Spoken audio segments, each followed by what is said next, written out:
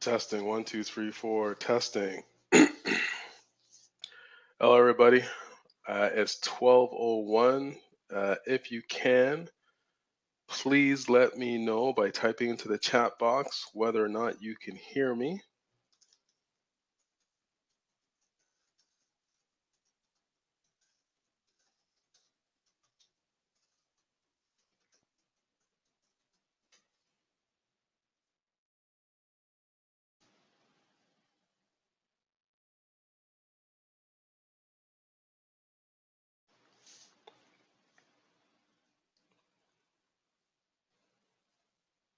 All right, perfect. And let me know, please, if you can see my screen. If anything's showing up on my screen right now, let me know, please.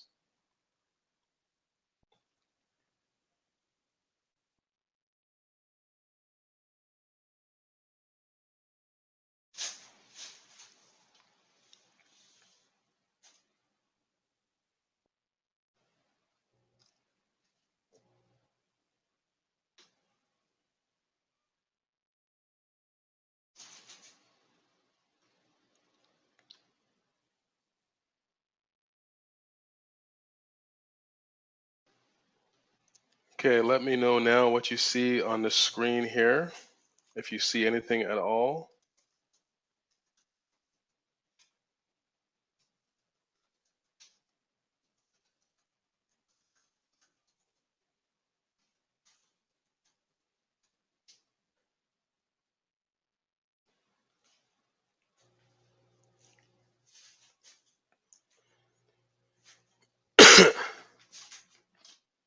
All right, perfect.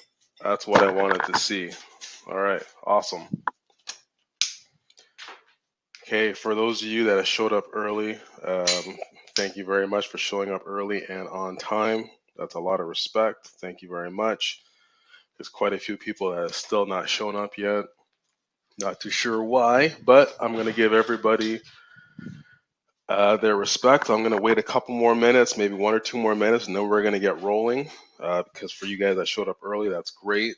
Because we're going to be packed today with the content that I want to provide. And I'm also want to go over a couple of funnels or a couple of campaigns with a few people who are ready or willing to share their campaigns. I will open up the lines to you shortly. I just got to figure out how to do that. But barring that,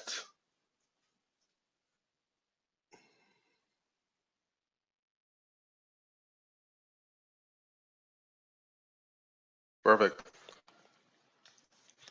Okay, so real quick, just let me know. Just type into the chat box where you're from, where you're at, real quick, so I can see what's going on here. And then we're gonna get moving. It's 5 after 12, so we'll get moving very quickly.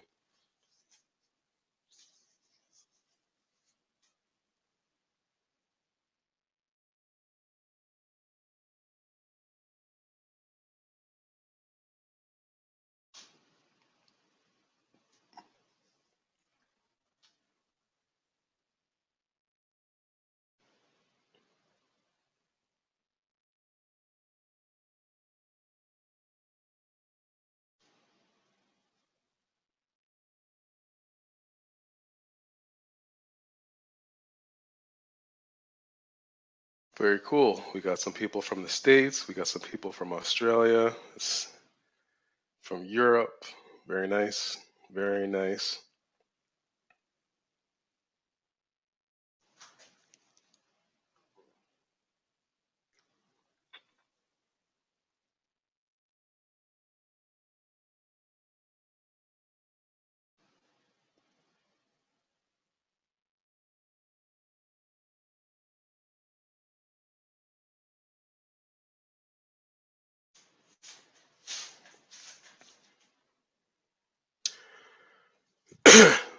Okay, guys, what I'd like you to do for me is I will need you guys to shut off all your other resources. When I open up the lines, there might be some buzzing. So if you can just shut off all your resources, get somewhere quiet, or close your door if you're at home in your office.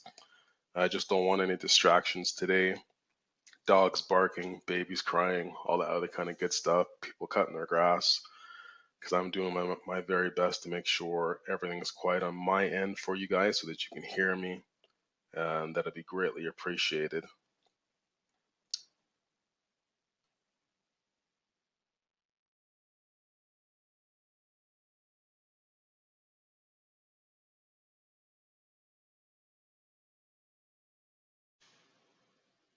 All right, very cool, very cool. Okay, so I'm gonna get rolling. You have to forgive me, I got a little bit of a seasonal allergy here.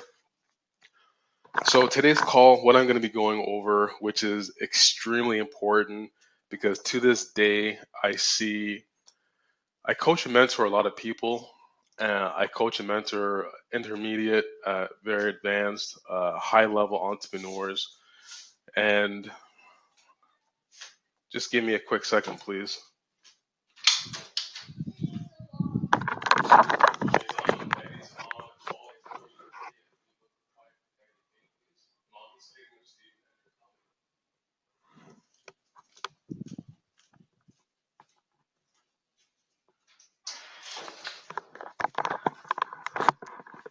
Sorry, folks. When you got a little 4-year-old there, he's always in the background.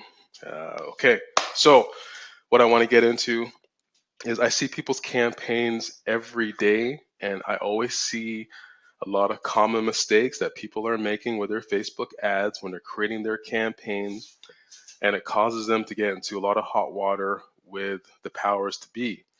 So we're going to do today is I'm going to walk you through some policies and some procedures, what you need to do when it comes to your landing pages, your advertorials, your branding, very key important stuff if you're running Facebook ads.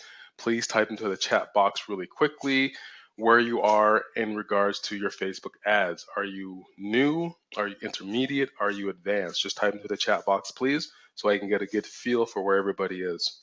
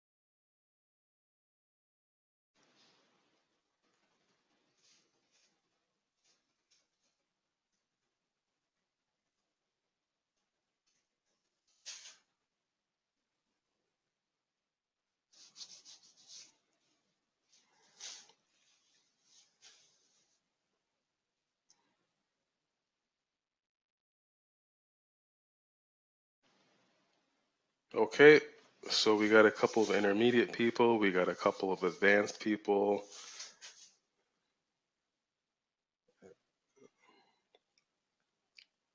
Nobody is new. That's pretty good. Awesome. Okay, please let me know roughly ballpark, just ballpark. You don't have to get very specific. Let me know ballpark exactly what do you spend a month on ads? Just ballpark it for me. Just put it in there real quick in the chat box.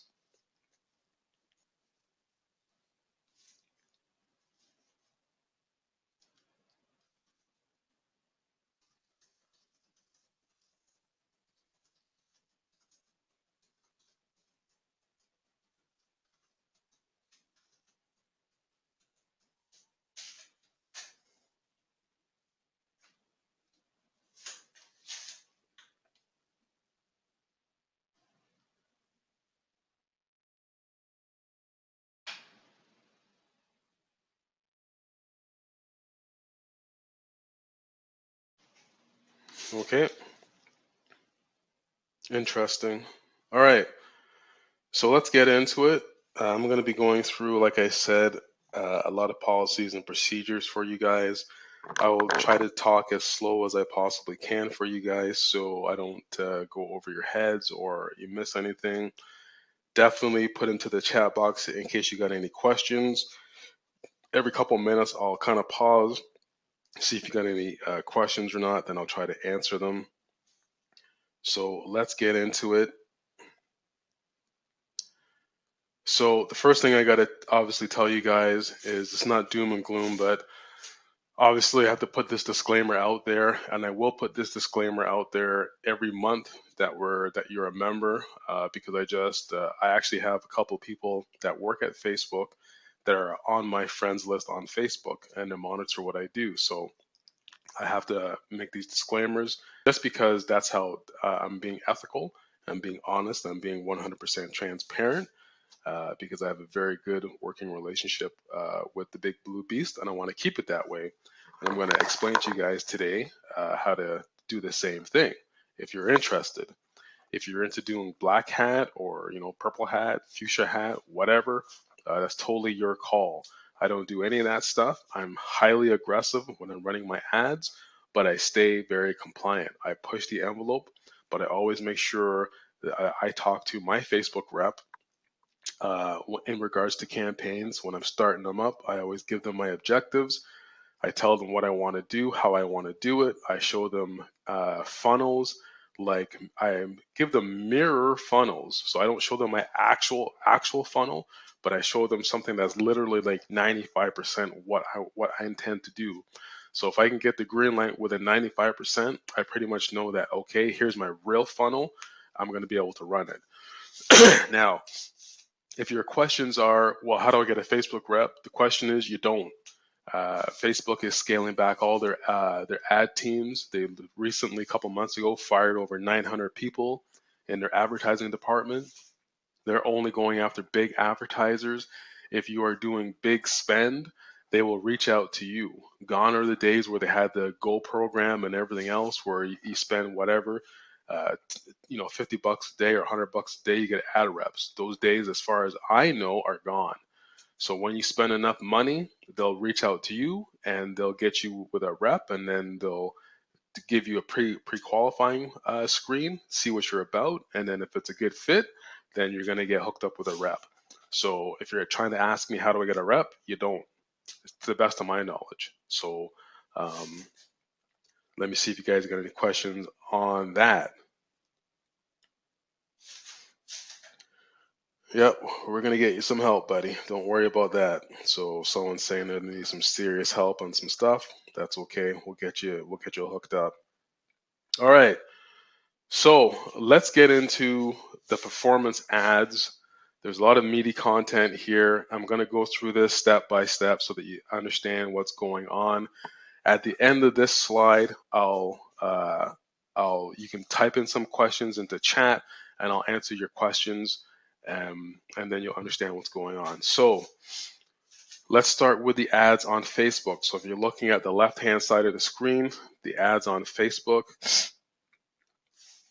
here's where people screw up, and I still see people that are, high-level people still running running a lot of money on Facebook, or a lot of ads. They're still doing this.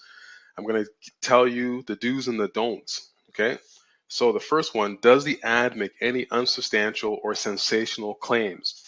Here's what this means. If you make expressed claims, where i.e., you say something like, you can lose 10 pounds in 7 days, that is an expressed claim. That is unsubstantiated unless you can substantiate that claim inside of your ad. If you cannot substantiate that claim outside of your ad, i.e., you put it on the landing page or you put it in your VSL, it doesn't matter. You have to put that inside of your ad so people see it up front, and so it's up front right there, which means you're going to need documentation inside of your ad. Now, if you say, well, isn't that going to destroy my ad because that's not direct response marketing? I need to be able to pull people and make them click on the ads. The answer is yes, but that's what you need to do. There's a way to do it, if you want to do it, but it takes you down a very slippery road. So my advice to you is don't make any express claims or implied claims, i.e., if you if you want to lose 10 pounds in 35 days, this is what you need to do. That's an implied claim because the overall general population won't do something like that. So you need to get and move away from any type of unsubstantiated or sensational type of a claims, i.e., a sensational type of a claim is the same thing. When you say something along the lines of 34,000 people have made $100 a day using my system, that's a sensational claim. It may be true, but then if the burden of proof is on you to substantiate that sensational claim.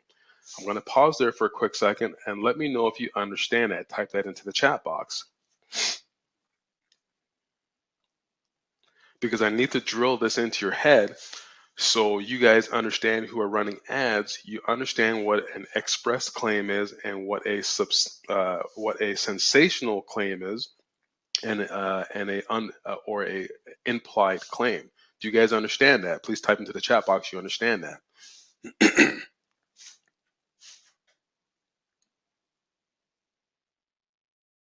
Perfect. The next thing is, does the ad accurately reflect the product being sold on a landing page? Here's where people screw up. They will use clickbait ads or clickbait language, i.e., they will say, my e-commerce product sells 34,000 units a day. Let me show you how it's done. That's the ad. Click here to learn more. People click there to learn more, and then all of a sudden they go to a landing page, and the landing page is talking about something completely different, right? The landing page says something like, let me show you how to do lead generation at its finest for e-commerce. Well, those are two different things. That's not congruent. And I see people still doing it to this day. If you are going to talk about your e-commerce product in the ad, you better make sure that your landing page has the product image on it if you want to do lead gen. So, i.e., if you say something along the lines of um, the Fidget Buster XYZ has sold 34,000 units, and let me show you how it's done. Click here to learn more. When people go to your landing page, you better have a nice image of the Fidget Buster XYZ, and you better have some testimonials or some case studies of or customers who have bought the Fidget Buster XYZ, and then you say something within a copy that says, if you would like to learn how to do lead gen like this, where I have collected 34,000 leads to sell the Fidget Buster XYZ, click here, give me your name and email address, blah, blah, blah. That's how you do it. Does that make sense to everybody? Just type in real quick into the chat box if that makes sense to everybody. If you're doing e-commerce.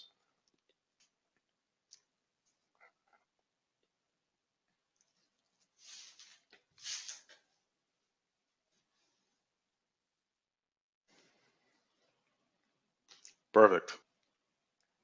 See a lot of people clicking in there. Okay, perfect. The post-click experience. Give me a quick second here. Sorry, folks. The post-click experience. Does the landing page convey clear info about the product? Is the landing page an advertorial? Here's the deal. On your landing page, it's not enough for you to have an opt-in box if you're trying to collect names and email addresses. You need to be able to make sure that the information on your landing page is very clear, it's very congruent with your ad. It actually goes further into the funnel. This is how ads are created. Your ad is your first step, your landing page is your second step in your funnel, so it has to be congruent. You got to make sure that you have a clear info about your product. Now, I'm not saying that you have to have specifications of the product, weight, i.e., dimensions, all that kind of stuff. What you can do is write copy about the product. Make sure it's condensed and it's clear. If you're looking for amount of information, I'd say a good bullet points, 5 to 6 good bullet points, strong bullet points, or 2 to 3 paragraphs of your product, or even 2 paragraphs of what your product is, what it does, what's the end result, i.e., the benefit of the product. That's perfect for your landing page, right? The next thing is if you're an affiliate, or if you're a speaker, you're a coach, you're a consultant, if you're using an advertorial for your landing page, here's the thing. You guys have got my course, right? I don't run advertorials. I run what's called content rich product landing pages.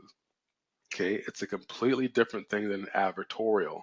We're going to get into that later on in the slides. What I want you guys to do is, if you're running advertorials, Facebook don't like advertorials because they're fake news. What they prefer you to run is something that's content, and it's got a lot of content on it, and it further engages the user. Okay, let me stop there real quick and let me know. Type in the chat box. Let me know if you understand that differentiation between an advertorial, which is more like a fake news site or a fake article, versus having something of content, right? You guys understand that. I'm going to show you some examples of it. So if you don't understand it, that's fine. But for those of you that do understand it, let me know and I'll move on.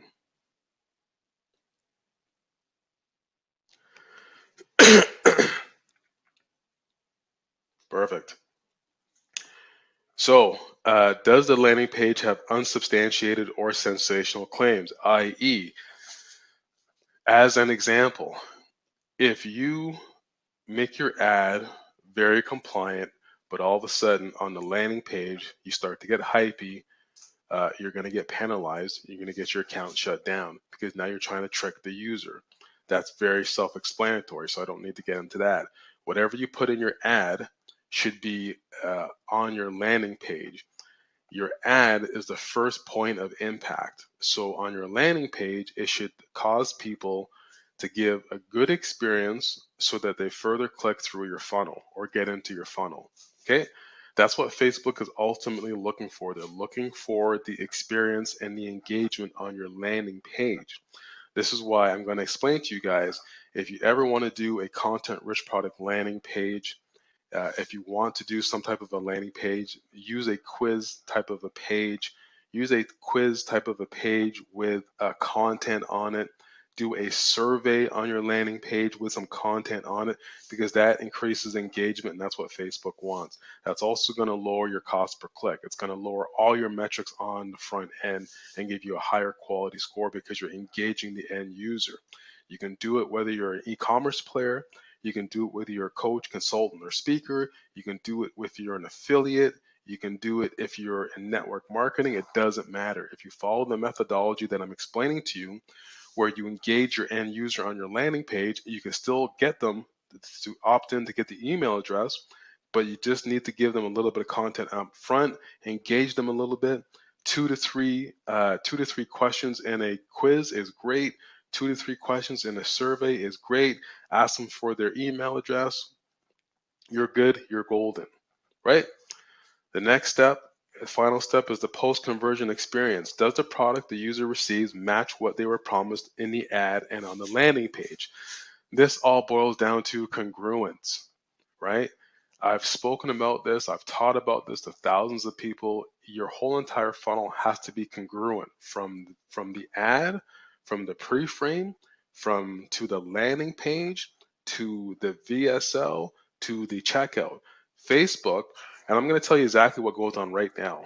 For those of you who have heard elsewhere that Facebook only goes to the landing page, or Facebook only clicks on the ad and that's it, Facebook goes as far into your funnel as your end user will go, other than buying. So a reviewer, depending on the reviewer, they'll click on your ad, they'll go to your landing page, they'll go through your funnel, i.e. walk all the way through your funnel, except for buying. So understand that process. Type into the chat box if you understand that really quickly. At the end of today, you guys are going to know how to build your ads properly. You're going to know what to do and what not to do. So you're not going to have any excuse coming back to me and saying, well, my account got shut down. you're going to have no reason for your account to be shut down because I'm giving you the do's and the don'ts.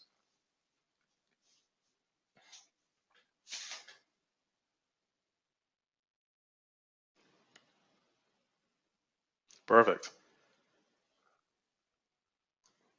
Let's go into the VSLs. This is crucial information for you guys to understand what's going on with the VSLs. Give me a quick second here. Give me a quick second here. I just got to go to do something for my little baby boy, and I'll be right back. Give me 2 seconds. Sorry, folks.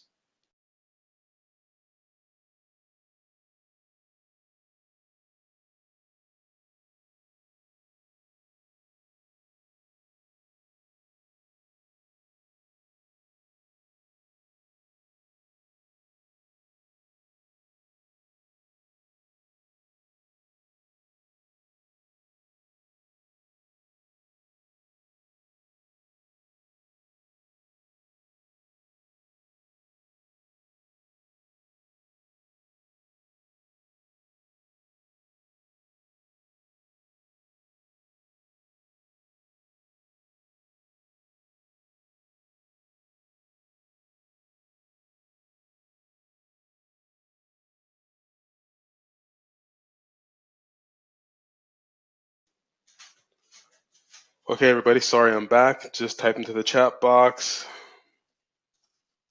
You can hear me, so we can continue on. Let me know really quickly, please.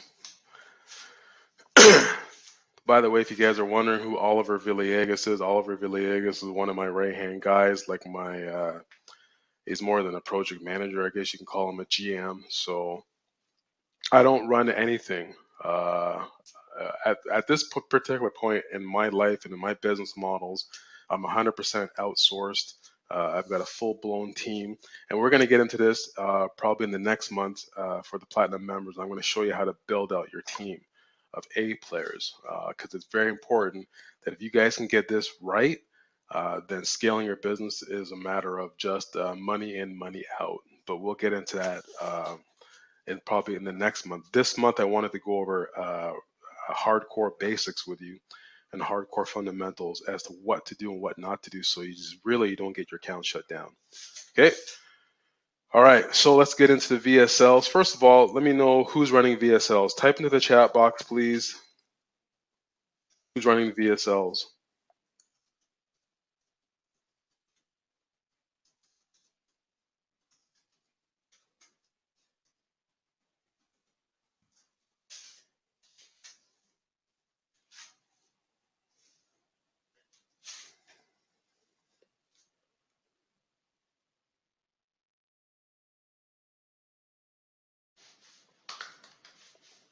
Do we have any people running VSLs here? Who's running VSLs?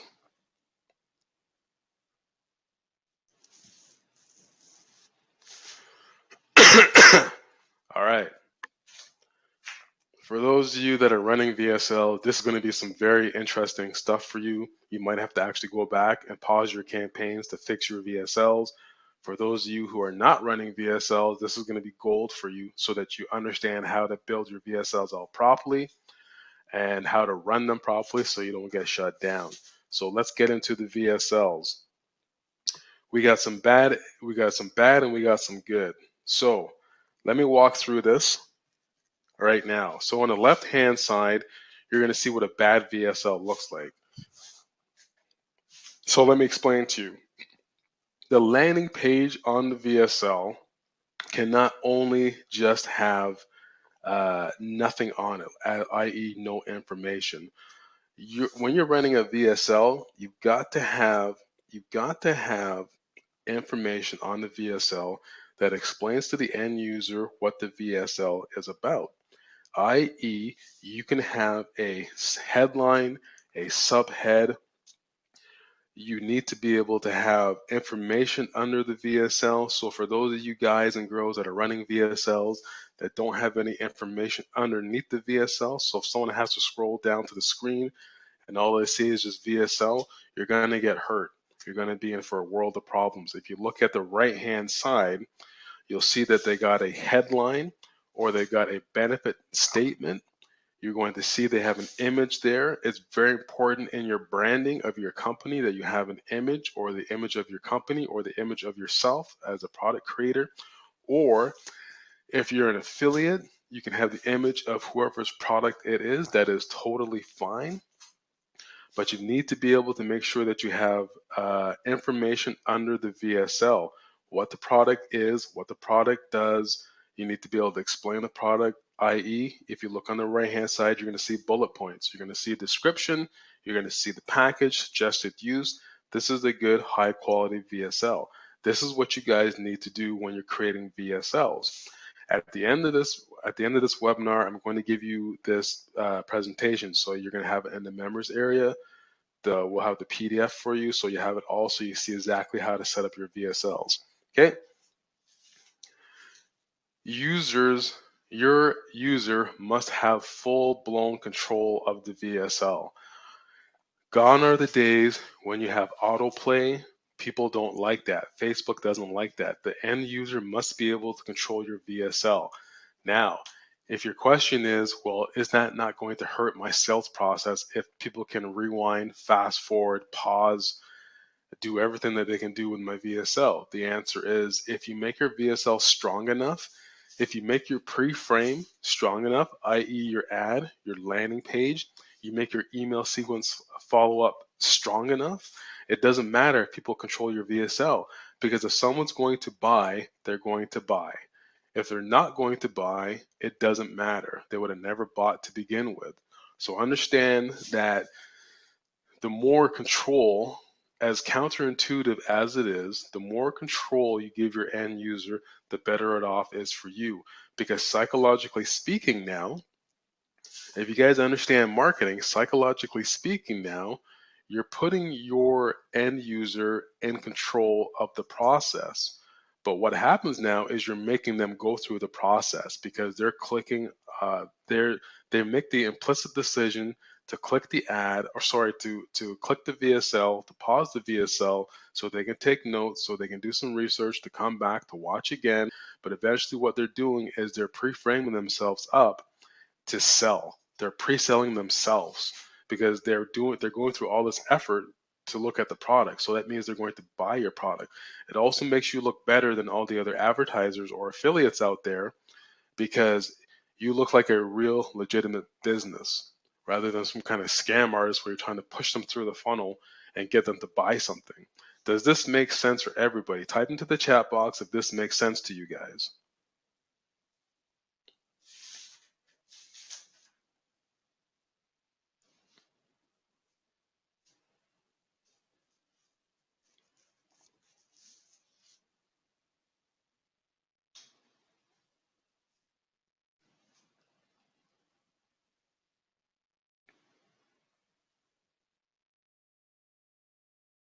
All right, people are chiming in. Perfect, perfect, perfect.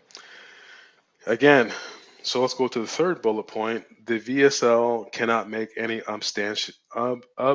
unsubstantiated claims. You cannot promise to reverse Alzheimer's disease, lose 50 pounds in 1 month. We've gone over this. It is the exact same thing. Cannot use any clickbait language, uh, or any health warnings or shocking. You can't use phrases. Facebook has a keyword bot, which basically means is they have an ad bot, they have an image bot, they have a keyword bot, they have a copy bot. They have literally thousands of bots.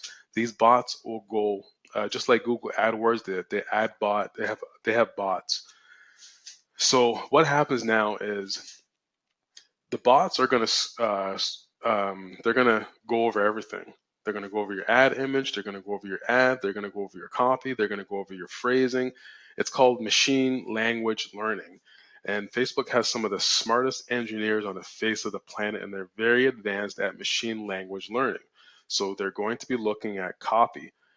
It's very crucial. And they already have bots set up to trap people for certain phrases, for certain keywords, for certain keyword phrases, for certain language. You guys don't understand this, but I'm telling it to you right now. Those that listen to me become millionaires. Those that don't and fluff it off, they get their accounts banned and they're broke. They end up broke. I'm telling you, I've run major, major traffic. I know what's going on with inside of Facebook. I've been doing this for years. So I'm letting you know right now.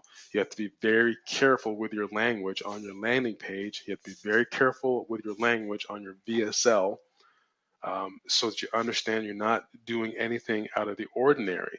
If you are making claims, back up your claims. It's that simple. Okay. Now, um, you cannot have any claims at the top of the landing page above the VSL unless you also name the product in that claim. So does this make sense to you guys? If you're going to make a oversubstantiated headline claim, that's fine, but you make sure that you have the product inside of there as well and what it does. Okay? Do you guys understand that? Type in the chat box, let me know if you understand that. Type into the chat box if you're a little bit confused. It's okay. You're a Platinum Syndicate member. I'll walk you guys through this so that you understand. There's no shame in that.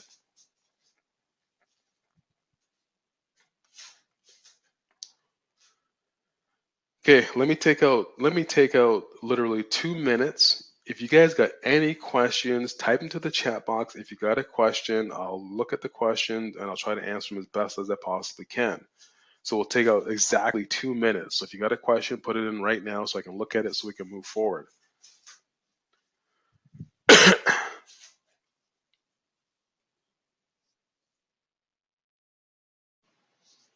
Yes. Yes, Abdul, that's perfect. So Abdul's question is, so for example, you can't say lower blood sugar in X days, but you can say learn how diazepam is lowering blood sugar. So you can say that, but probably a better way to say it and a better way to word it is, would you like to learn how thousands of people are lowering their diet, lowering their blood sugar using diazepam, as stated in the New England Journal of Medicine? Click here to learn more now. What did I just do there?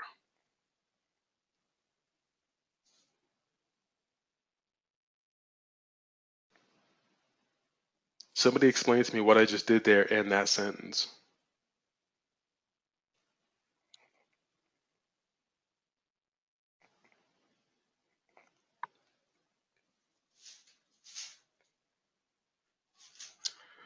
Yes, exactly. So you have a credible source that I put inside of that sentence. It's still a direct response sentence, but I made sure I backed it up with a New England study of medicine, right? If you're going to use that kind of language, you can do that. That's totally fine. It's totally perfect to do that. Back it up, right? And then what you want to do on your landing page is you want to put a link to that actual study. It's not going to hurt your conversions because now you have to understand what you're doing. You're linking out to a credible third party authoritative source inside of your landing page. Now, it's not going to hurt your conversions. So if Facebook sees your language, they see what you just said, they go to your landing page copy, and inside of your landing page copy, you have a link that links out to the New England study of medicine with the article. You're going to be totally fine. It does not hurt conversions. Those who want to click on that link, all the better for them. That's great. Do you put that in there for the Facebook reviewers? Doesn't hurt copy one bit.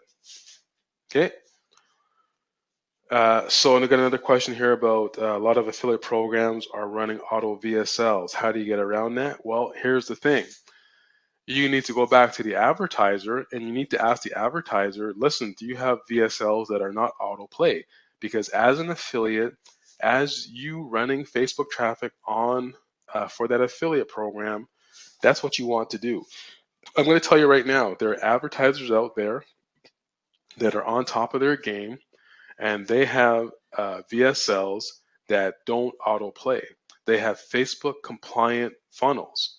They have Facebook compliant images, copy, landing pages, VSLs.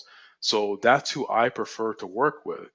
I would never jeopardize my account working with an advertiser who hasn't tested their funnel on Facebook and hasn't got their funnel approved on Facebook. There are hundreds, if not thousands, of vendors that are running Facebook traffic to their VSLs, to their funnels. Those are the advertisers and vendors you want to work with. Okay. It doesn't matter how hot the affiliate program is. The first question that you ask the affiliate manager of the CPA network, or you go to customer support for the vendor or the product, is you say, are you running Facebook traffic? If they say no, and it's a hot program, say why, well, why not? If the vendor or the advertiser has not taken the time to put their stuff on paid traffic, on paid media, and run it on paid media, that tells you something about the advertiser. Same thing on Google AdWords. So if it's Facebook, if it's Google, if it's native, it doesn't matter. If the advertiser hasn't taken the time to test, to invest the money into their own product or service to get it running on paid traffic, why should you? Why should you take that risk as an affiliate? Does this make sense to you guys that are affiliates that are running stuff? So I think another question here is, can you use how I or how this X frame an ad copy? Yes, you can. Neil Patel does this very well. So Neil Patel runs a couple of major websites. He's got a lot of products and services out there. He's a big guy on Google. So if you've seen some of his ads in the past, Neil says his ad copy is on Facebook. How I built four multi-million dollar businesses. Let me show you how. Let me show you how the process works. So Neil is substantiating that because he's saying I. So he's talking about his own personal, i.e., how I did it. So you can reference that and you can do that as well. Yes, you can. Does this make sense to everybody?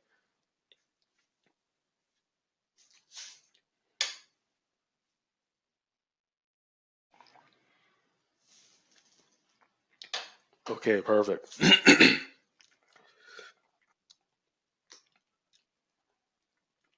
Let's get into the ad flow. Okay. Sorry here, guys. I'm starting to lose my voice here. So let's look at the ads here. Let's look at the bad. Let's look at the good.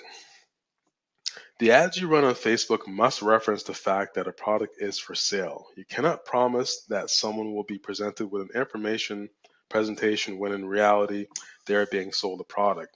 I.e., you cannot misrepresent yourself. You cannot misrepresent your brand or your product. You can't tell somebody that they're going to. Uh, you cannot tell somebody that they're going to get into a presentation when in fact you're selling a product. Okay, that's just common sense. But again, a lot of people, when I'm looking at their ad campaigns, this is what they do. If you're going to tell someone that they're going to learn or they're going to get a 20-minute presentation on how to lower their blood pressure, and then they click on that link in the ad and they go right to a VSL, and you're selling them something hardcore, that's not going to work, right? Does this make sense to everybody? It is not sufficient to describe what you are selling as a product or a method fix without showing an image of the product. So, again, people do this all the time. You need to make sure your ad copy is on point. You need to make sure that your product is in there. You need to make sure that if if your grandmother or your grandfather was reading an ad, they need to have enough information in that ad. So what happens now is they get it. They understand what they're clicking on. They understand what they're going to get when they're clicking through. So that's congruency. Does this make sense to you guys? Type into the chat box if this makes sense to you guys.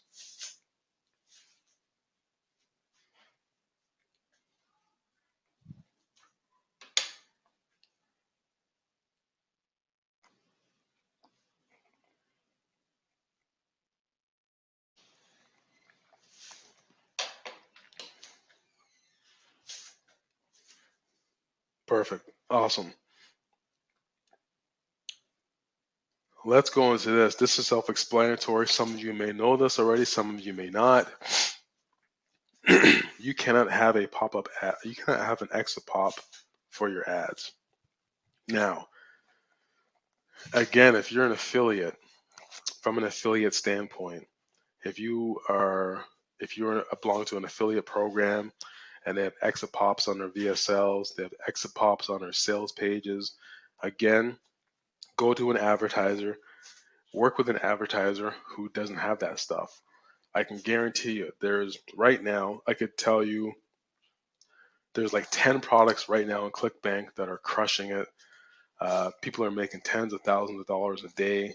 The advertisers are on point. They have Facebook friendly funnels, and they don't have Facebook friendly funnels because they have other affiliates that are running other traffic sources where there's not so they don't need so many restrictions. But I tell you right now, there's a lot of vendors on ClickBank that are waking up.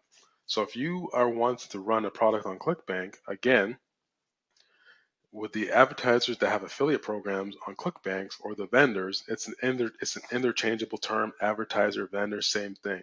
If you go to ClickBank for their affiliate program, they'll clearly tell you, here's the Facebook stuff. Here's a Facebook friendly VSL, Facebook friendly sales page, Facebook friendly ads, no exit pops, right? That's what you want to run. Plain and simple. Pre-sell and checkout pages. Okay, so for those of you that are e-commerce players,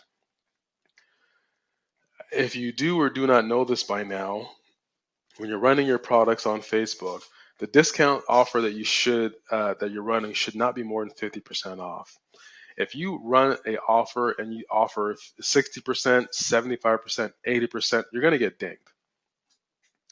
Facebook doesn't like that. I don't understand the methodology behind it. I've asked my Facebook rep about it. Apparently, what it does is it's more of a sensational claim. So they don't like it. So the bottom line is just don't do it. Make your discount believable. There's a reason why you're giving a discount. Explain the reason why you're giving a discount. You do that on your ad copy, right? So don't make it more than 50% off. Those of you that are running e-commerce, do you understand that? Type that in the chat box and let me know if you understand that. I'm giving you the best practices here for Facebook. So if you're in other Facebook groups or you're hearing other affiliates or other e-commerce guys doing it, I'm telling you right now, don't do it, right? It's that simple. Um, they may get away with it for the short term for major volume and product boost, but long term, all it takes is one reviewer to come back to look at the ad, look at the ad copy, look at the funnel, and deny your ad, shut down your account because you're doing stuff that you're not supposed to be doing. All the stuff that I'm telling you right now is in Facebook's TOS, their terms of service for advertising. So you violate their policies. So when you get that email that says your ad account has been disabled, this is final, and you don't know why, it's because you violated the TOS. You violated the advertising terms, and it's clearly put in Facebook. So this is why it blows my mind when people tell me they got their ad account shut down and they don't know why. Well, there's a reason why you got your ad account shut down. It's clearly labeled in the TOS. Okay, let's go into the next one. Pre-sell and checkout pages.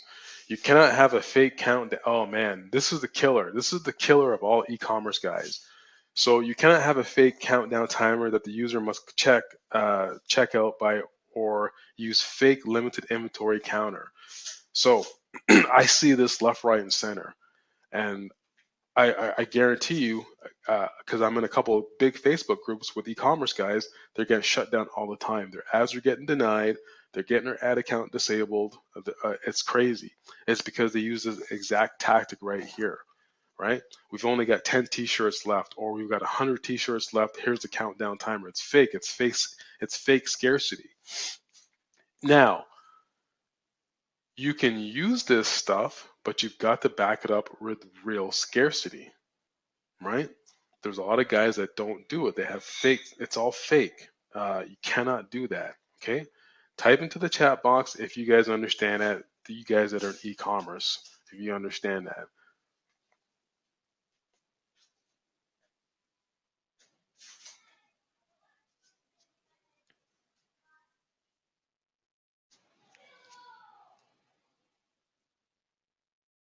Okay, perfect. Okay, here we go. Which is my specialty is the advertorials. This is what this is what I've created my 3 courses around. I create what's called a content-rich product landing page. I'm going to tell you the do's and the don'ts so that you understand how to rewrite your advertorials or your content-rich product landing pages. So basically, the bottom line here is, without getting too complex, again, you're going to have all this stuff here in after at the end of the webinar. If you're writing a content-rich product landing page slash or an advertorial, you can't say that you can't put up fake symbols like People Magazine or Us Today or Shadowlane or whatever. You can't do that. You can't make it look like this is written by a publisher of one of these major corporations. You can't make it look like it's an article from that magazine. So if you're running an advertorial for, let's say, weight loss cream or sorry, skin cream, and you're making your advertorial look like it's coming from People or Us or USA Today, you're going to get hammered because first of all, your domain doesn't match it. So that's just a dead giveaway. Like I said, Facebook's going to look through your whole entire copy. They're going to look at all your links. Or they're going to look at your navigation links. You're going to get hammered that way because none of it's pointing back to People. First of all, they're going to look at everything, and you're just setting yourself up for failure. This is what black hat guys do. This is why they're buying 20, 30 accounts a week because they're getting shut down left, right, and center. So just don't do it. Right? You cannot pretend to be an independent media entity when you're not. I.e., again, don't say you're USA Today. Don't mask your domain using USA Today and then redirecting it back to your affiliate link. You'll get hammered for that as well. That's violating Facebook's terms of service, right? Don't use any clickbait language designed to shock the reader. That's literally self-explanatory. Now it's self-explanatory to you guys, right? Don't use express claims, implied claims. Don't use shock language to uh, shock the reader into reading more. Um, all that stuff, you'll get hammered for it, right? Now, advertorials are not permitted in the health and industry. Well, there's a way around that. Again, it's called a content rich product landing page. What a content rich product landing page is, what I designed is you have multimedia content.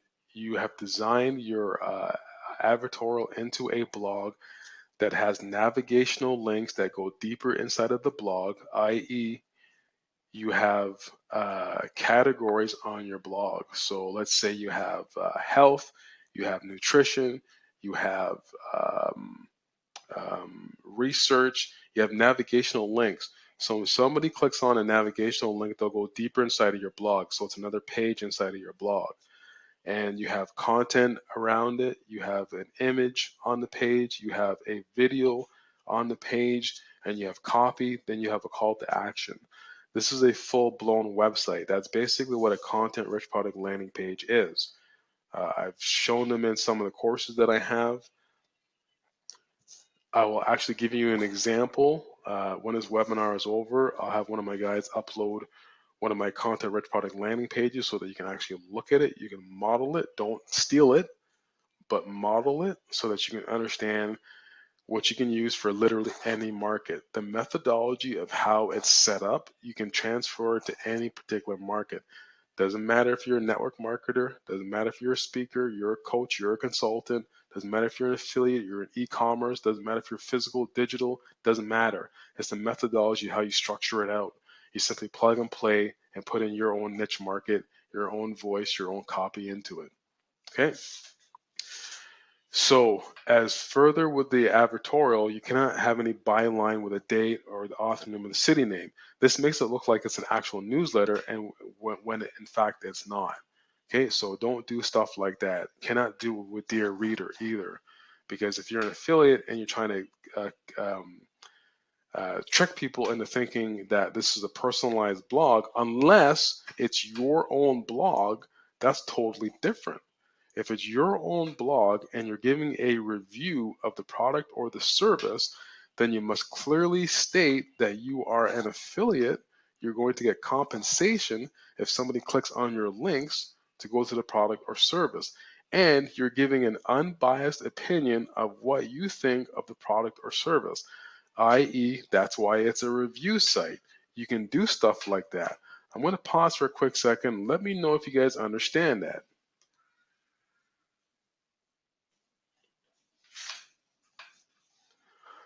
So let me rephrase this. So if you're an affiliate and you're trying to sell a product or a service, whether it be digital or physical, the number one thing that you need to do is if you're building out your affiliate funnel, you're building out your affiliate landing page, your affiliate review page, you must tell people straight up you are going to get compensation. You are an affiliate, but you are giving an unbiased opinion of what you feel the product or the service does and does not do because you have actually bought the product.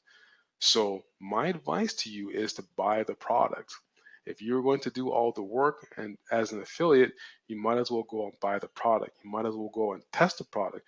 You see this all the time on YouTube. When people are giving their reviews, they actually have the product in front of them. They have bought the product. That's why they don't have any problems with YouTube because YouTube will ban your account for doing the same thing, right? And they'll clearly state that they're an affiliate, they're blah, blah, blah, where you guys must do the same thing. Don't follow what the masses are doing or don't follow what these gurus or quote unquote gurus are telling you to do on Facebook or on YouTube. I'm giving you the best practices right now because you will make just as much money if you do it compliantly as you do a black hat. But when you do it compliantly, when you wake up in the morning, you don't have to worry about or sweat to know whether or not your account got shut down or not, right? That's the difference. I sleep like a freaking baby. I get up every morning. I don't have to worry about my ad account because I know my guys are running compliant ads. They're aggressive, they're direct response, but they're fall within the guidelines of Facebook. So I don't worry about nothing. I've had my account since 2007, right? I've never had an issue with Facebook as in getting my account shut down ever, right? Because I keep in touch with my Facebook rep and I follow the TOS. Yes, I push the boundaries, but I push the boundaries as far as I possibly can. And then if I get a warning from my Facebook rep, I dial everything back. I say, well, what can I do? Right? I keep in constant contact with my rep. Okay, let's go on to advertorials again. So again, you cannot make it look like a blog or an account of someone's first person experience, i.e., that means you make it from your experience, not somebody else's, right? There's a big difference, right? And I've just explained this to you. So make sure that you don't use fake pictures, you don't use somebody else's picture, you don't use somebody else's experience. It's your experience. You bought the product, you bought the service, you walked through it, you went through it. You're giving your firsthand, your end user experience of what's going on and why you recommend stuff, and then you're going to be fine.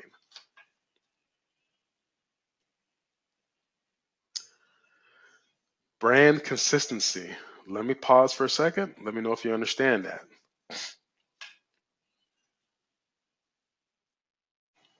Just please type into the chat box really quickly. Let me know if you understand that.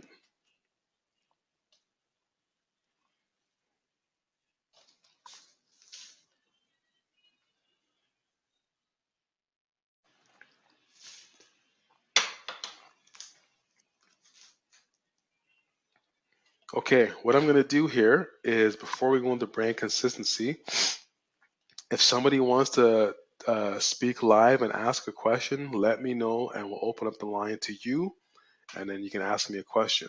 So let me know if somebody wants to ask me a question. We'll open up the line so we'll get a little bit interactive here.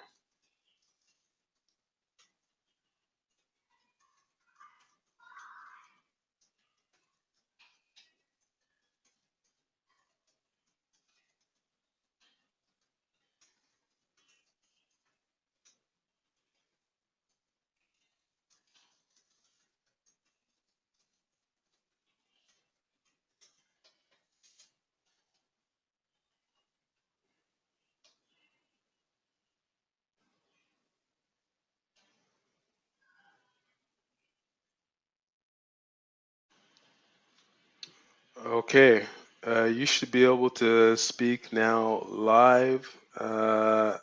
Abdul,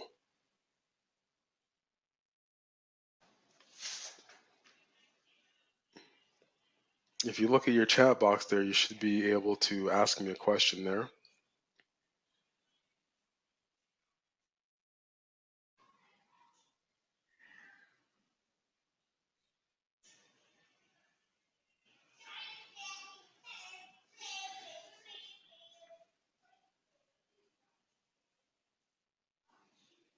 Hello, Abdul, are you there?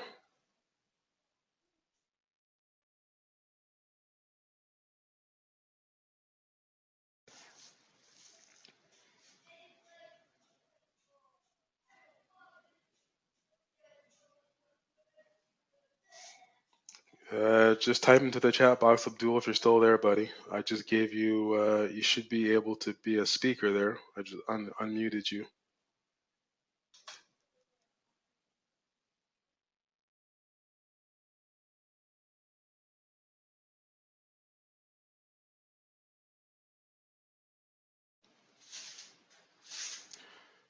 Okay. So Aaron, what I'm going to do is I'm going to open up the line to you too. There's going to be, you're going to have to install an extension so you're able to speak as you'll be able to talk live. While Abdul is getting his set up, I'll open yours up as well. Once you're ready, Abdul, please let me know when you're ready. Just type into the chat box where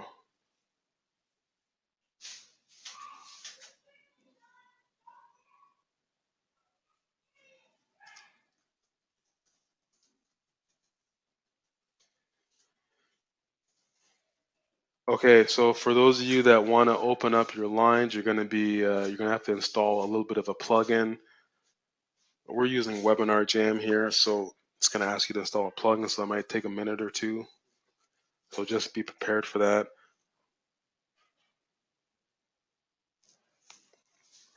So are you ready yet, Abdul, to go live, or you're still installing the plugin?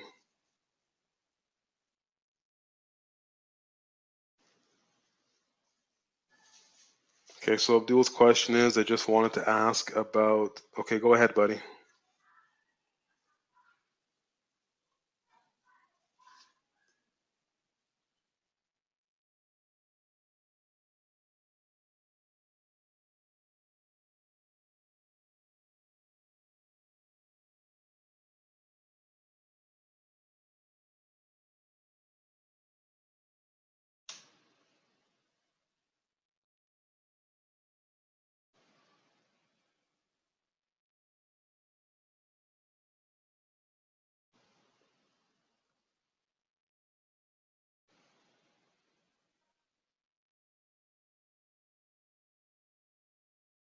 Okay, let me know when you're ready, Abdul.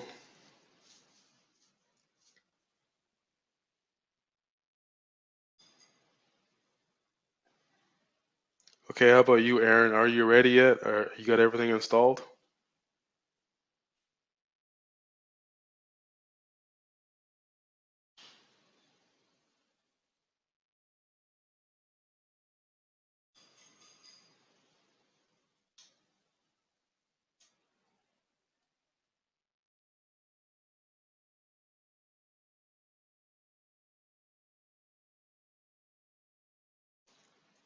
Okay, buddy. Abdul, you should be ready to go, buddy. The line's open up for you.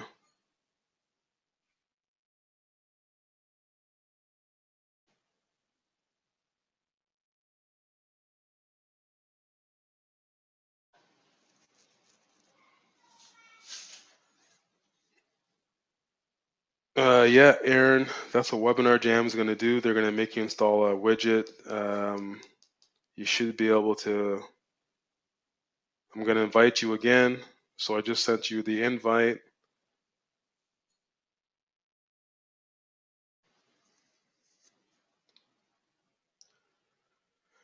Okay, so Abdul's question was, I just wanted to ask about the scarcity factors. What is the correct way to go about it? So you need to have real scarcity.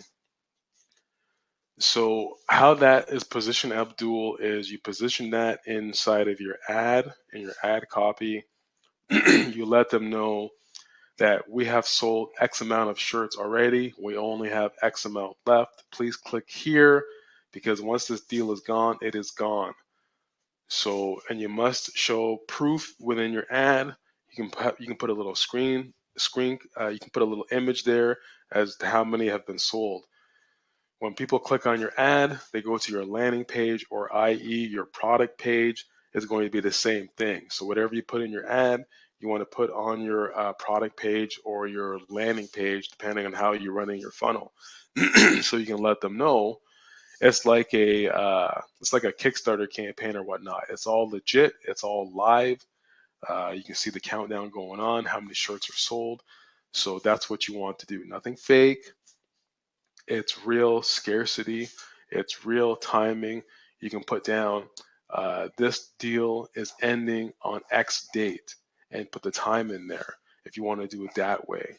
So it must be real scarcity. You must have a reason why you're only selling this amount, or you must have a reason why you're only doing this discount for so long.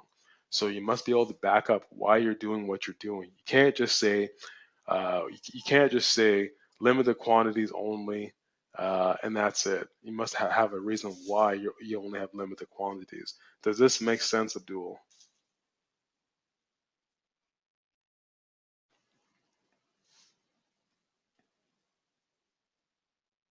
Okay, Aaron, go ahead, buddy. You should be able to speak now. If not, just put your question in the chat box, and I'll answer it there.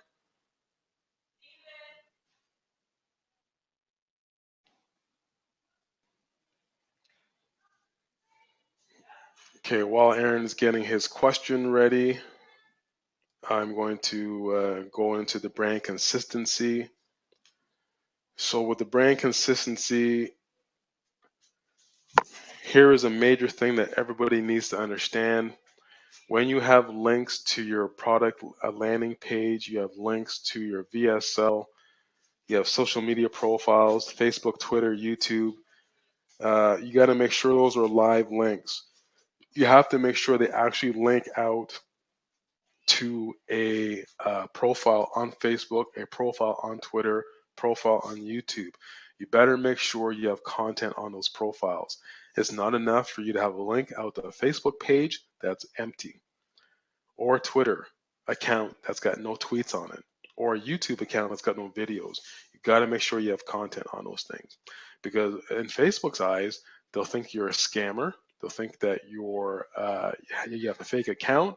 Therefore, they're going to go inside of your account and see, is this person a real person, right? You don't want that. You don't want them going through your account to figure out whether or not you're a real person or you're a real business. You need to have a contact us or about us page on your landing page. Let me tell you something. If you guys have walked through my VSL, which you did to get to on this call today, you're all members. Everything that I'm telling you about, I have on my VSL.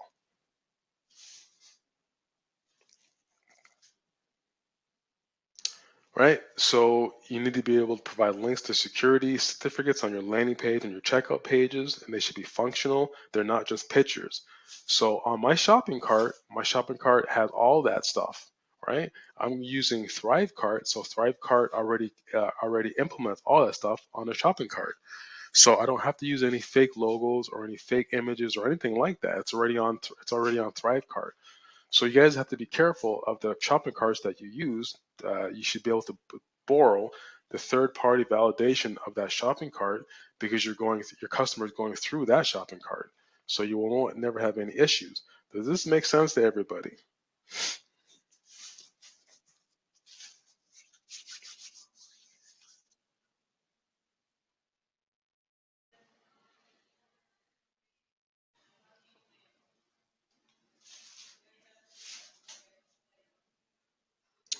Okay.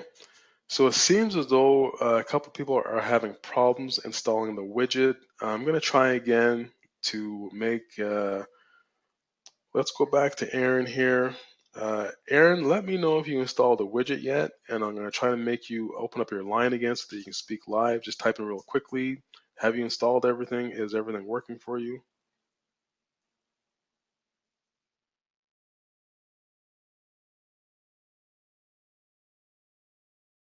Okay, how about you, Abdul?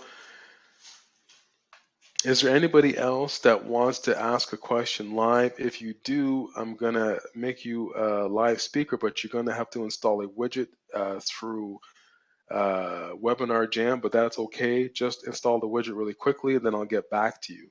If not, we can do chat. Totally up to you, your call. Anybody want to go live?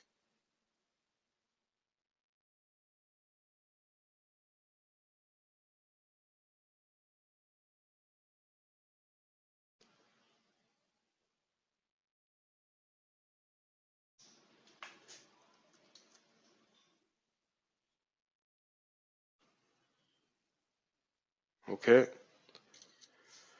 Okay. Uh,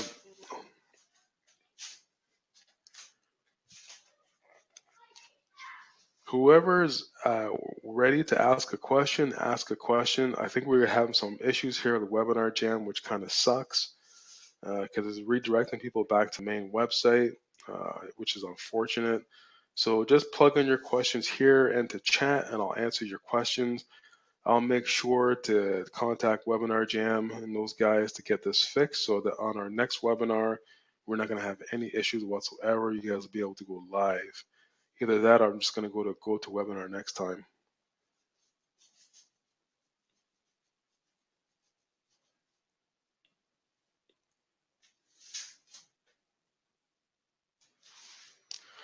Okay, so the question here is on your content rich product landing page, where do you position the product links? Also for the VSL, if it's a no VSL affiliate page like a muscle supplement, do you create the VSL?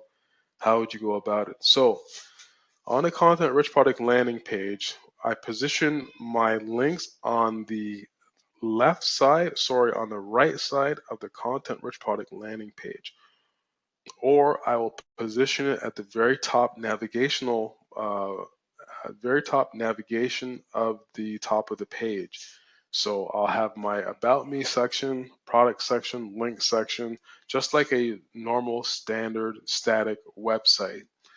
It makes no difference. Now, inside of my copy, what I will do inside of the copy is I will have either a video or an image inside of the copy, and then I'll have a call to action under the video, or I will have a contextual link inside of the copy. So if I have like 3 paragraphs of copy, I can have a contextual link, i.e., click here to learn more now. But instead of me saying click here to learn more now, I will make my contextual link like a sentence. So would you like to discover how you can go about getting XYZ right now? Then click here to get this now. And that whole entire section is called a contextual link, and it's blue, it's hyperlinked, so they'll be able to go right down to the product. Okay, that's how I would structure that out. Now, if it's a VSL for a muscle supplement, if the advertiser has not created a VSL that is Facebook compliant, Facebook friendly, what I will do and what I have done in the past is my team will take the main VSL and we will break it down. We will download the VSL with the permission of the advertiser, of course, and we will create our own little mini VSL that's more content. And then once people finish watching that VSL, they will get redirected to the main VSL. So you can do that using certain hosting companies like Wistia will be able to do that. So if you have a Wistia account, you can download the VSL from the advertiser, upload it into Wistia. You'll be able to put annotations on your video. You'll be able to put redirects on inside of your video. So when a video is finished, or you can have an annotation inside of the video. People click on the annotation, they'll get redirected to the main VSL. That's how you structure that up. Okay, next question is I have a Quizlander that promotes an affiliate product and a weight loss niche. At the end of the quiz, what it it's the best place to capture leads. Yes. So you need to have engagement first. So if you have a quiz style page, you want to make sure your quiz style page is literally 5 to 7 questions. So have people go through the quiz, have them check, go through. At the end of it, you can have them enter their name and their email address to get results of the quiz. When they enter their name and the email address to get results of the quiz, then you will redirect them after they enter the name and the email address into either your content rich product landing page, so another part of your funnel, where you're going over a review of the product, i.e., what I just explained about 25 minutes ago, and then from there you can redirect them right to the checkout page of the offer. So what you're doing now is you have a full-blown funnel. Now, here's the thing. You want to make sure first and foremost that the advertiser's product works and it converts before you start to build out a whole big funnel around it. Because there's no sense building out a whole big funnel around the product if the product's not converting. And you don't want to spend a whole bunch of time building out a funnel, i.e., doing all these steps, if the product hasn't converted for you. So in that instance, what you need to do is you need to run a little bit of Facebook traffic to a page post engagement. From a page post engagement, run it to um, a quick quizzy, 3 questions, and redirect it to the product. This is going to let you know, first of all, a couple of different things. Whether or not your funnel is going to, it's a quick funnel that you're doing. You're pre-testing your traffic when you're running it to this funnel. So it's going to help you work out your funnel on the front end to tweak things, to tweak little things here and there. If they go through that part of the process and they go through the advertiser's VSL and it works, then you say to yourself, okay, now I can spend some time and build out a proper funnel. So not only am I pre-warming up my leads, I've got high quality leads because they're going through this process, and you're building out your own email list before you redirect it to the advertiser. So that's how I would attempt, and that's how I would work that process. I would never You only direct link for a short period of time. If you're going to go down the road of direct linking straight to the advertiser's sales letter or VSL, only do it for a short period of time, i.e., when you first build out your campaign, you want to build out a campaign that straight directs links, and you want to build out another campaign that's going through a page post engagement, some content, and going to the advertiser's offer. And when you start to see some clicks to the advertiser's VSL or the sales page, or you get a couple of sales, you don't always have to get sales. But if you get to the point where it's direct linking and people are clicking and they're walking through the process, that's all you need to see. You need to stop that campaign because you don't really want to direct link anymore. And you need to start to build out a small funnel. Then gradually you want to make your funnel a little bit more compliant and build it out. So it's a full-blown funnel. Does this make sense to everybody?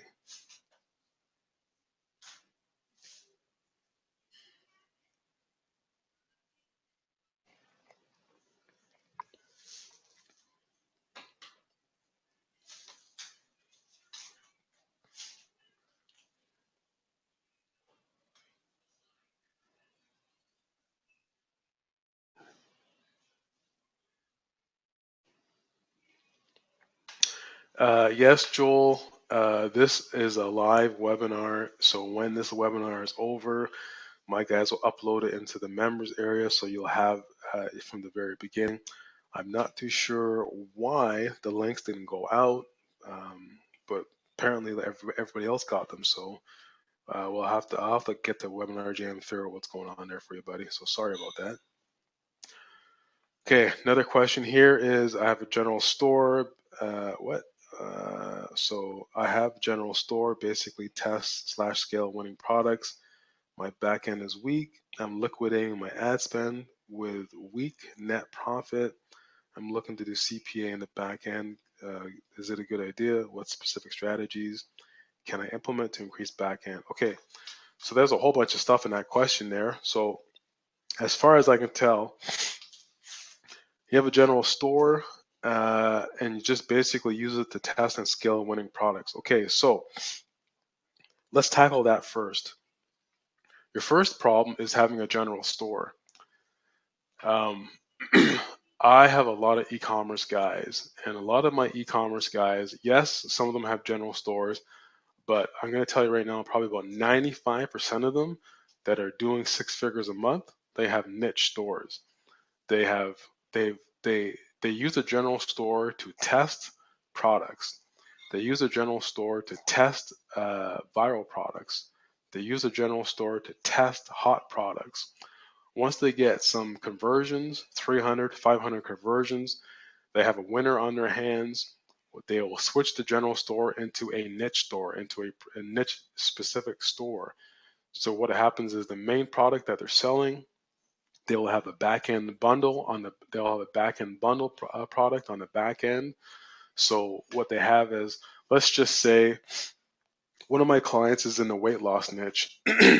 They have a slimming belt that they sell to women.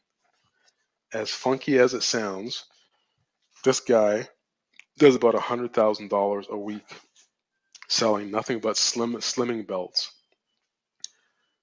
He tested this in a general store, at a general fitness store, found a winning product, slimming belt. He switched his whole entire store around just to the slimming belt.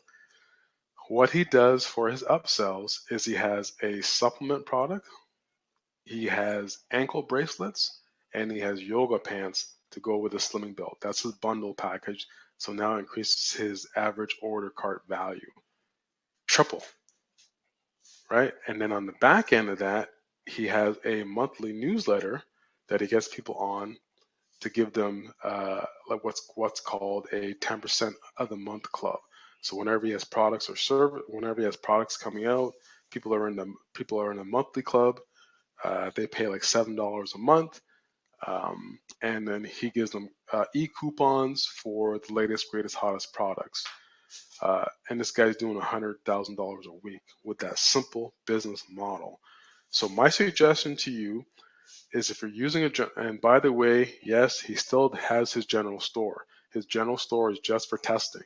He doesn't scale anything on his general store. He uses the general store to find products that he can convert into a niche site and scale that way. So that's what I would do if I were you.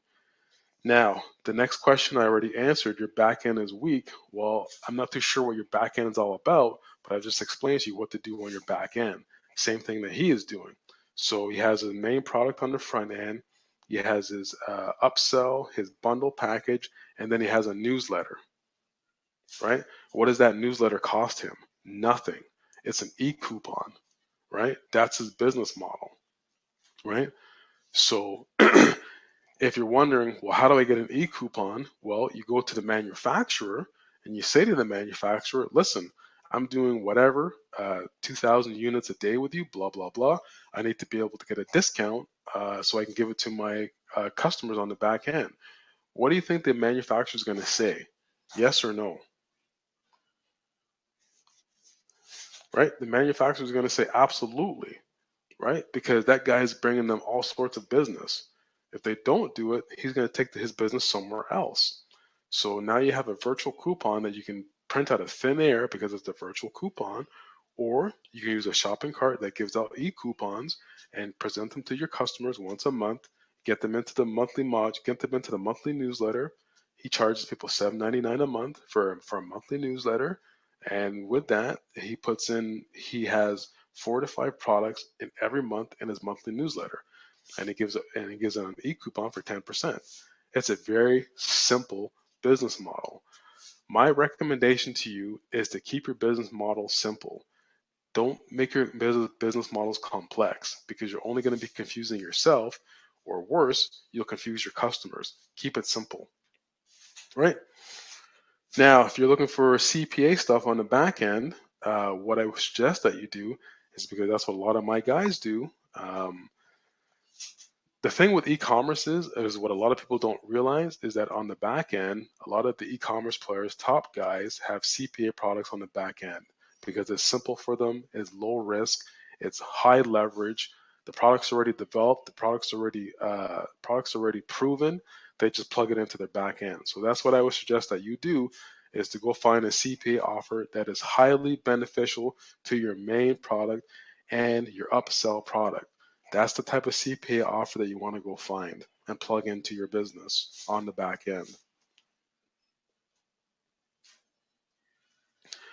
Now, as far as specific strategies for that, well, the specific strategy in that business model is to have your front end to bundle the package up.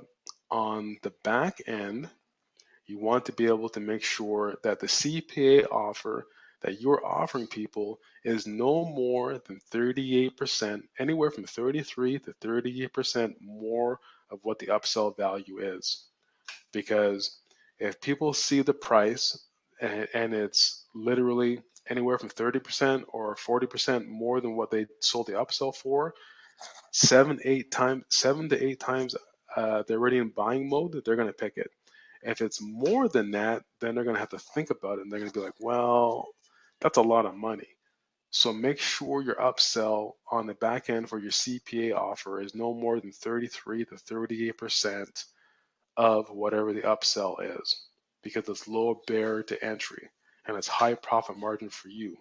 Does this make sense, buddy?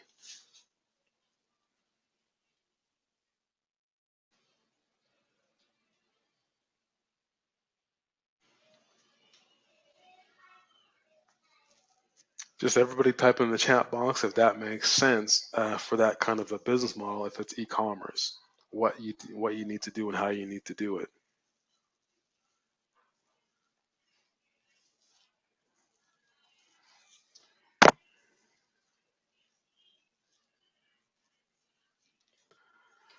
So I got another question here. What's the best strategy to follow up with leads after the opt-in and not buy immediately? So before I craft any type of an email autoresponder sequence for a physical or a digital product, what I like to do in markets is once I get the lead coming in, I will send out content to the leads. It'll be general content as for what they opted in for. I will continue to give them information on that. Then by the third email, I will send out a very specific survey to the leads. So I will know exactly what they want, how they want it, what they're willing to pay for it, and when do they want it delivered. That's what you should put in your survey. When you get the survey results back, you want to wait about 48 hours and say the survey results are in. That's the structure of your headline. Then you want to get into your survey. Thanks a lot for taking the survey. It was very eye opening. Here's what I found that you were looking for. And you go through what people were looking for. 36% of you said that you want this. 37% of you said X, Y, and Z is your major problem. 15% of you said you want it delivered in this type of a fashion. So you go through the results of the survey. Then, and only then, that's when you present your offer. But you present your offer in that same email by building up the value. So after you go through the survey results, then you get into some copy about the benefits of the product or the service and why they should get it. Then you give them a call to action at the end of the email. Does that make sense to you guys? Because once you do that, then you can start to build out a content sequence that's on automation because you've just gone through the first set of questions with your first batch of leads. And as you're looking at your support desk, more questions are going to come in. So you're going to see you're going to see a revolving theme of questions. So that revolving theme of questions is how you turn your content into your email sequence. So that's how you build out your content, by answering all those questions. Then you can build out a funnel, or sorry, you can build out an email sequence of 5 to 7 emails based on the survey, based on the questions that you get in the support, and then you can put that on automation. And every email that you send out from that point forward, i.e., email number 1, email 2, email 3, email 4, email 5, every email that you send out, you're putting a call to action in every email. And every email that you send out is stacking on the value on the last email. So if you have email number 1 and you have value in email number 1, when email number 2 comes out, you're stacking on another benefit or another feature that wasn't on email number 1. So you're always stacking the emails, so they're always providing more value, more benefits, more features, more reasons why they should get it. Does this make sense?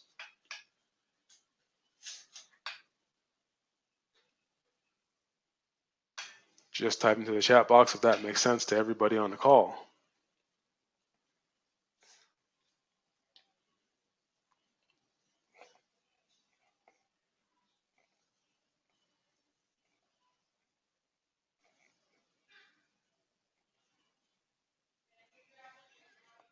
All right, perfect. So another question here is, I'm having a hard time finding my niche. What's the best way to find my niche?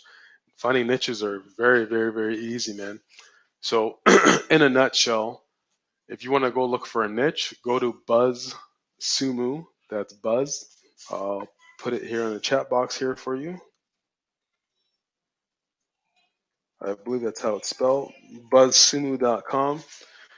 Go to BuzzSumo.com and look at what's hot. Look at what's trending. Look at what's been trending over the last year. You'll find a niche. That's one tool that you can use.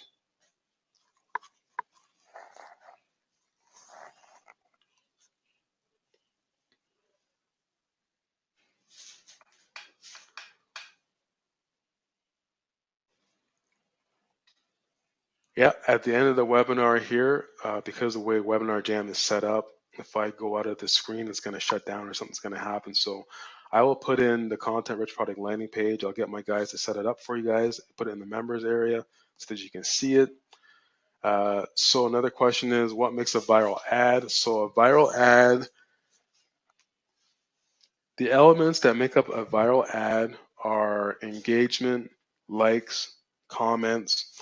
How to make a viral ad? You need to get an image that pops. You need to make sure you have some language around the image to make the image pop. You need to be able to tie in the viral ad and into some type of a trend or something that is hot going on right now. If you look at all the viral images around on Facebook, uh, you'll see that it's been tied into something.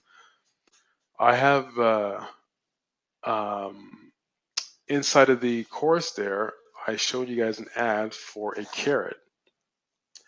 That ad went viral. The reason why it went viral is because the niche that I was in.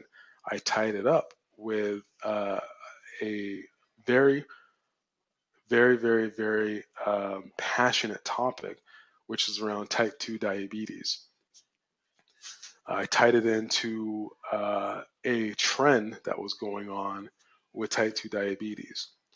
And my market was already hot and very passionate, and they're very targeted. So when they saw that image and they saw the copy around it, it went viral. So that's what you kind of need to do when you want to get viral ads. Right now, what's hot? Well, that fidget buster's hot. I've seen that fidget buster ad. I've never played with it. I still don't understand what it does, but I've seen that ad everywhere. And every time I've seen an ad on Facebook, they're all viral ads. There's like hundreds of people commenting on them, thousands of people liking them. I have not seen one bad fidget buster ad yet, which kind of blows my mind because everyone's running those ads. That's viral. That's what's going on right now. That's hot. Plug into something hot, plug into a hot, passionate topic, and that's going to help you with your ad going viral. Especially, make sure that you tap into a hot, passionate market because that's what's going to give you the engagement, right?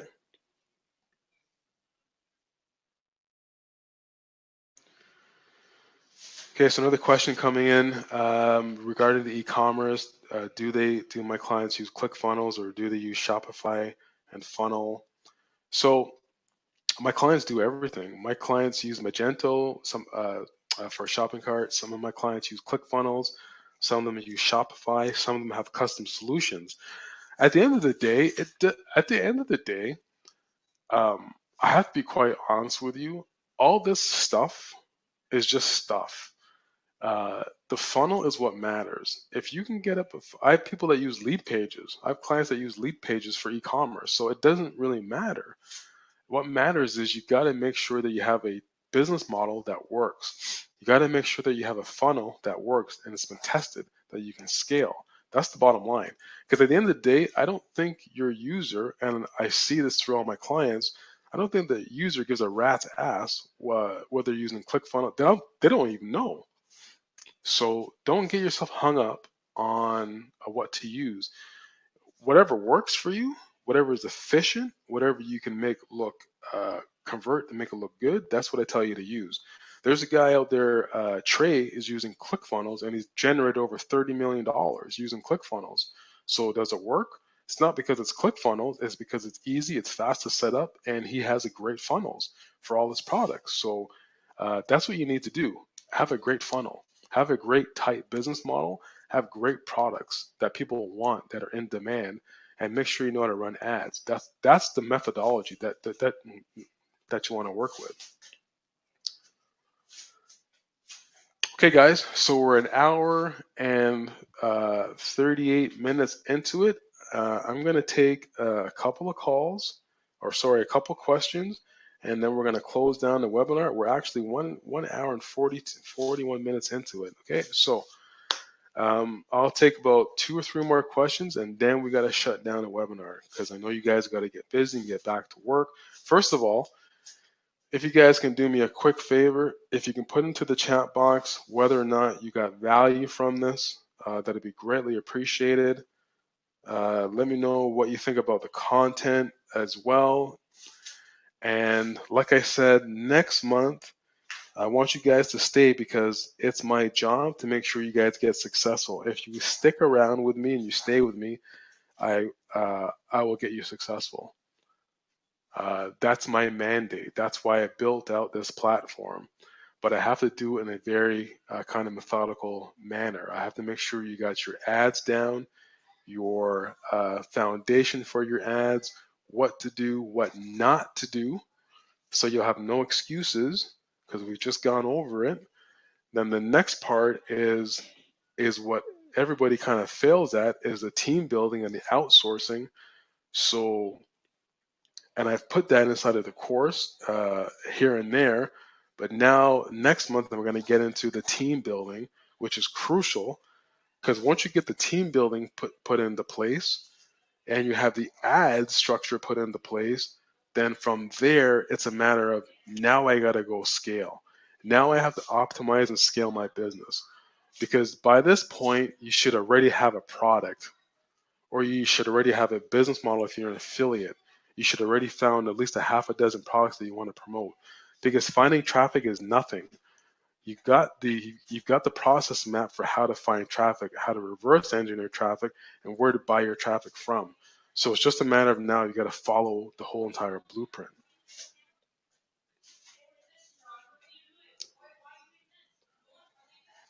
So again, if you're looking for how to build out content-rich product landing pages, my guys use WordPress. We use I actually have to ask my guys what they use. But we use WordPress. The themes that we use, I'll have to get back to you with the themes because they do all that kind of stuff. No, I don't bother with it. But there's a couple themes that we use. I will put that in the members group for you once I find out.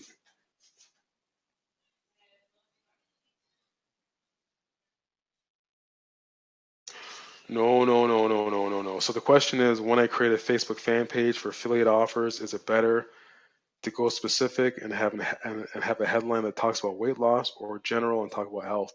Yeah, you want to be general, man. You don't want to be specific when it comes to a Facebook fan page, especially in the health industry. You want to be generic. You want to be able to put content on that page. And then from there, inside of your Facebook fan page, then you want to create polls and surveys to figure out what your crowd is about. You don't want to trigger Facebook right away, building on a Facebook fan page that says drop 10 pounds in whatever kind of days. You want to be general health, right? You want to target all those interests and push them to your fan page. And then from there, build out content to get engagement. And then once you get engagement, then you want to start to survey them, polls and surveys. And from there, you can always redirect them onto email lists, or you can redirect them to your funnels from there. And then you want to run ads around that, because you've already got Facebook engagement. You're keeping people on Facebook.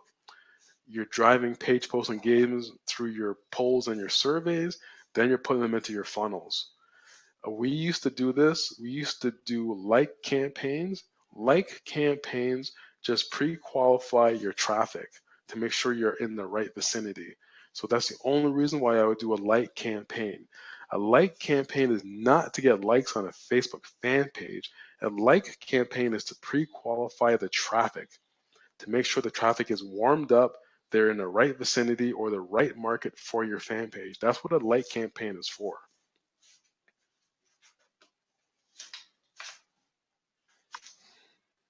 All right, perfect. Thank you very much. Glad everybody enjoyed that content, enjoyed the webinar. All right, so that being said, I need you guys to get back into the content, dig into it. Depending on where you are right now in your business model, there is something in it that's going to help you move forward. Because, like I said, in month 2, we're going to go into, or sorry, next month, we're going to go into team building. We're going to go into outsourcing. We're going to get your structures down for how to build out your team. It's very crucial that you guys get this. And then once we get this down, you guys are going to be off to the races. The Facebook group is not open yet. The reason why it's not open is I want to make sure everybody is doing something, everybody is structured properly through me. I don't want the Facebook group to end up where the blind is leading the blind, or everyone's chiming in saying, do this, do this, do this. I need you guys to follow my lead. There's a reason why you bought the course, is to learn from me. Now, it's not being arrogant or anything like that. It's, look, I've done it. I'm doing it. I've done it to multiple figures. So follow my lead. Let me lead you. Let me lead you into battle. Let me make you successful.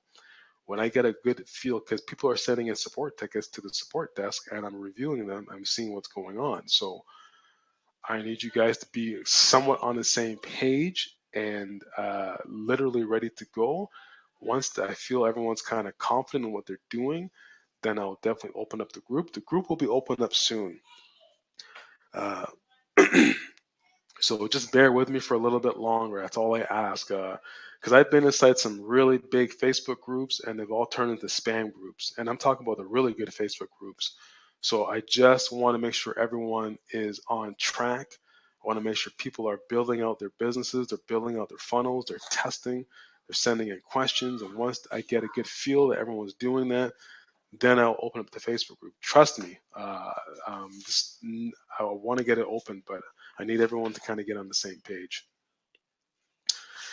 Last question. So is it necessary to have spy tools? What other options are there to spy on competition? So if you have the budget, if you have the capital resources to get spy tools, I highly recommend that you get them.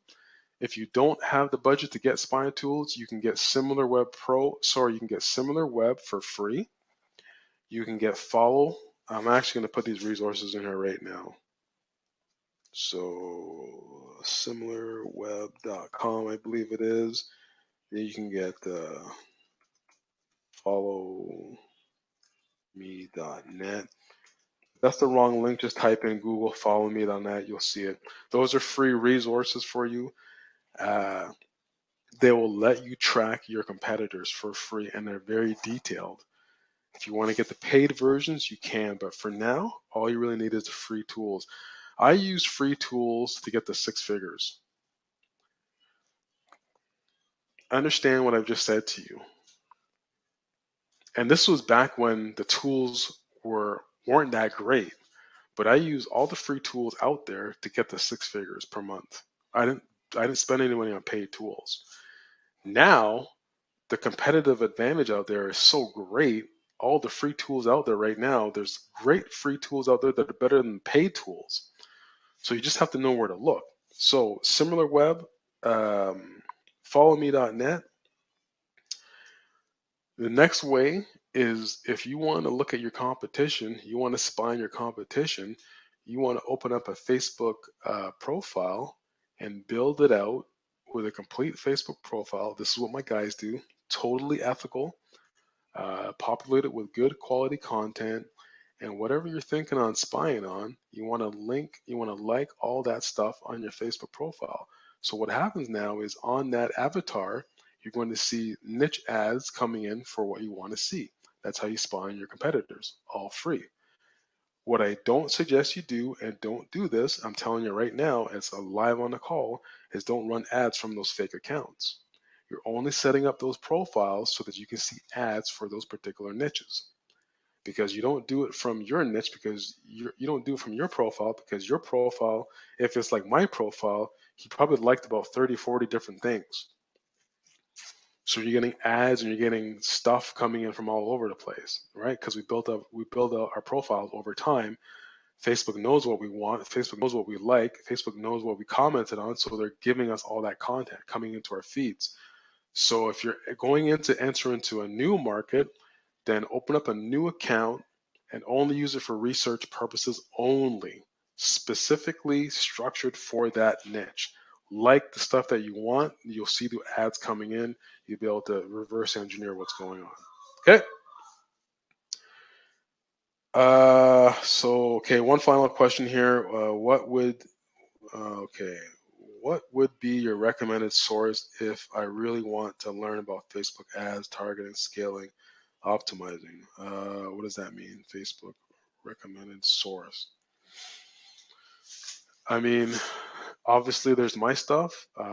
There's Nicholas Kuzmach. He's got some great stuff for recommended resources. If you're looking for free stuff, follow Facebook's blog. They have a blog up on ads. You can look at what they've got, and obviously go to YouTube. Go to some really good stuff on YouTube for Facebook ads. That'd be your recommendations for you guys. Okay. Okay, guys. So we are coming on almost 2 hours here, so I'm going to shut this webinar off. It's been super long.